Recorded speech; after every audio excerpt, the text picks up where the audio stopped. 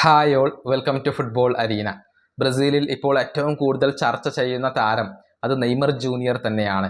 Carlo Ancelotti അദ്ദേഹത്തെ ടീമിൽ ഉൾപ്പെടുത്താത്തത് വലിയ വിവാദമായിട്ടുണ്ട്. പക്ഷേ ഈ വിവാദങ്ങൾക്കൊന്നും കാർലോ ആഞ്ചലോട്ടി ചെവി കൊടുക്കുന്നില്ല എന്നുള്ളതാണ് വസ്തുത.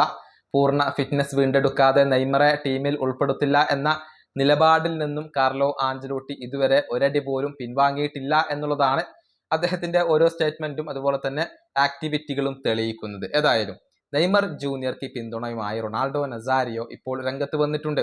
അതായത് നെയ്മർ ജൂനിയർ പ്രൂവ് ചെയ്ത താരമാണ്. അദ്ദേഹത്തിന്റെ കഴിവിൽ സംശയിക്കേണ്ട കാര്യമില്ല.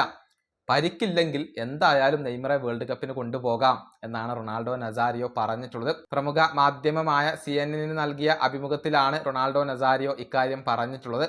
അദ്ദേഹത്തിന്റെ വാക്കുകൾ ഇങ്ങനെയാണ്: നെയ്മർക്ക് പരിക്കിന്റെ പ്രശ്നങ്ങൾ ഒന്നുമില്ലെങ്കിൽ തീർച്ചയായും ഞാൻ അദ്ദേഹത്തെ വേൾഡ് കപ്പിന് കൊണ്ടുപോകും. ശാരീരികമായി കരുത്തനായി കഴിഞ്ഞാൽ ആഞ്ചലോട്ടിയും നെയ്മറെ എടുക്കും എന്നാണ് ഞാൻ വിശ്വസിക്കുന്നത്. നെയ്മർക്ക് ബ്രസീലിയൻ ടീമിനെ സഹായിക്കാൻ കഴിയും. നെയ്മർ എല്ലാ മത്സരങ്ങളും കളിക്കണമെന്നൊന്നും ഞാൻ പറയുന്നില്ല.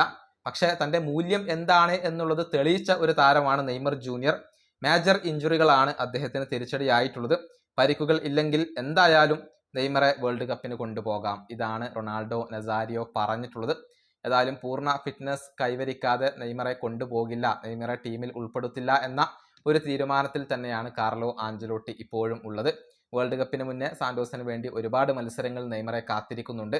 അതിലൊന്നും പരിക്കേൽക്കാതെ സൂക്ഷിക്കുക, നല്ല രൂപത്തിൽ കളിക്കുക. എന്നാൽ നെയ്മർക്ക് ബ്രസീലിയൻ ദേശീയ ടീമിലേക്ക് മടങ്ങിയെത്താം. ഈ വീഡിയോ അവസാനിപ്പിക്കുന്നു. അടുത്ത ടീമായി വീണ്ടും കാണാം.